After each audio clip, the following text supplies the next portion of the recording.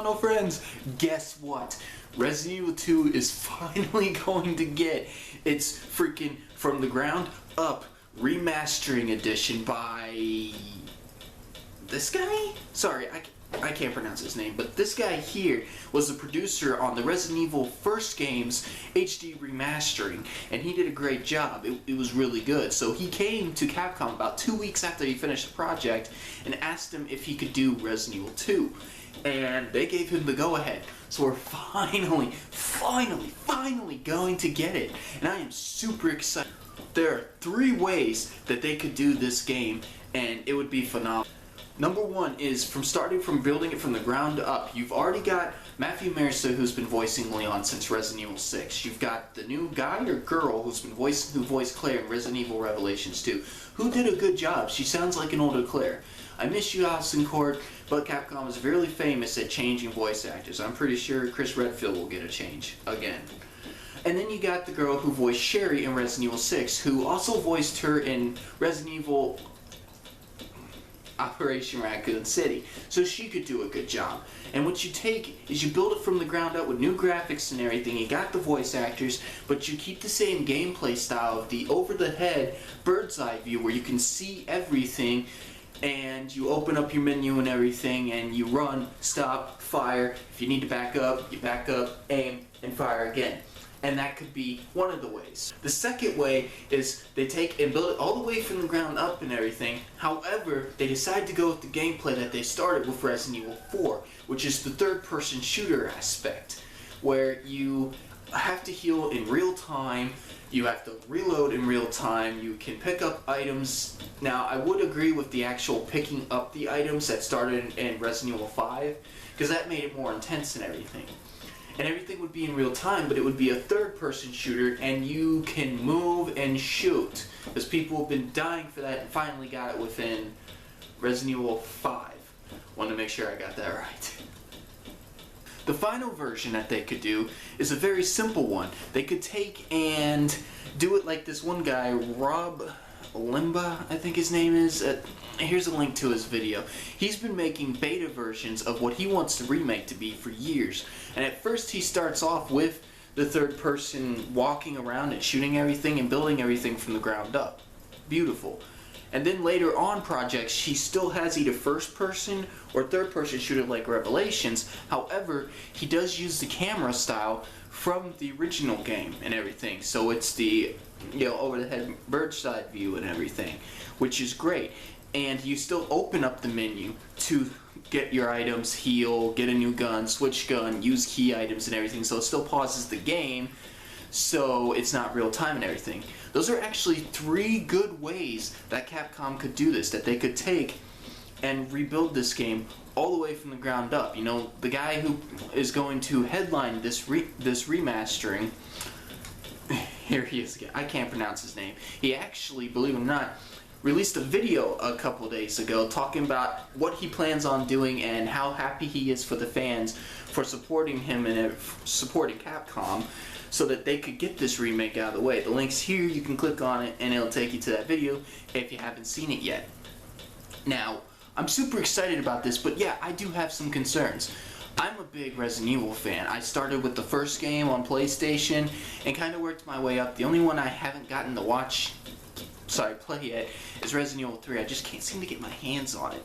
However, with Resident Evil 1, I kept dying. I kept getting eaten by Yarn in the freaking room with the piano where after you kill him, you jump down the hole. I was 8 years old, but I just said, fuck it. Well, I didn't really say fuck it, but you know what I mean, right? So Resident Evil 2 was actually the first Resident Evil game that I completed all the way through, and it wasn't until a couple years later I found out that there was actually multiple stories. It was an A and a B for each character, which made me want to go back and play it some more and everything.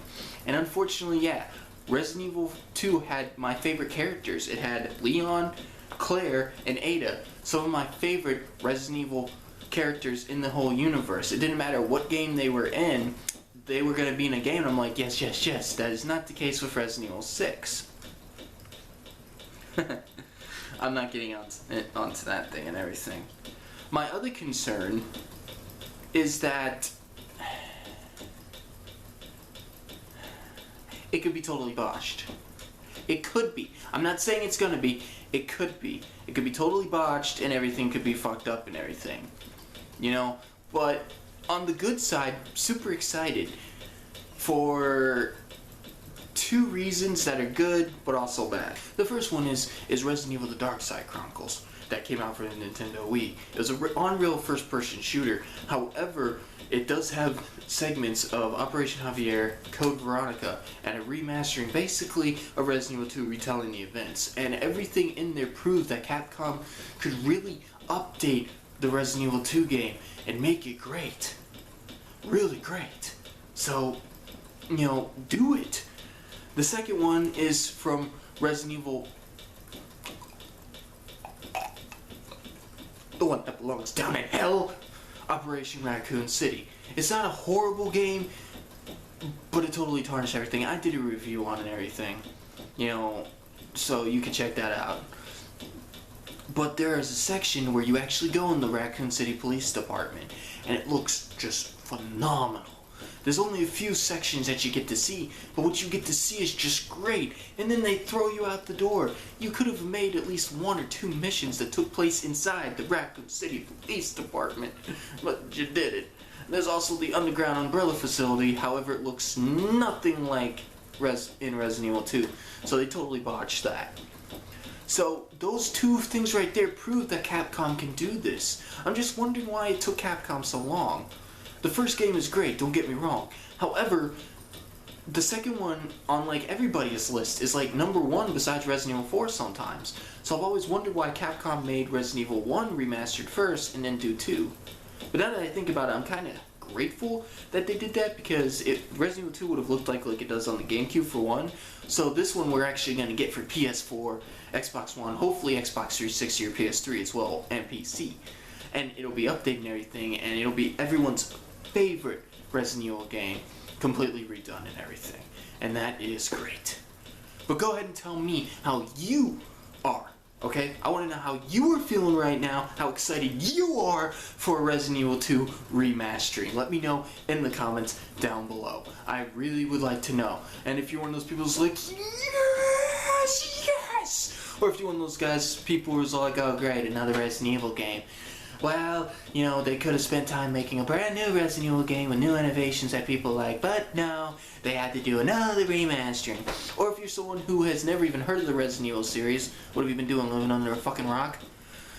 And you want to start, maybe this game would be your best choice to actually start right now. To start the series fresh, starting with Resident Evil 2, or even starting with Revelations 2. Yeah, Resident Evil Revelations 2's got a little problems that you would not be able to understand with the story. So yeah, you might want to start with the Resident Evil 2 first and everything. It'll almost get you completely ready to play any other game in the series. And do not listen to other people who are telling you that Resident Evil 6 is just completely horrible.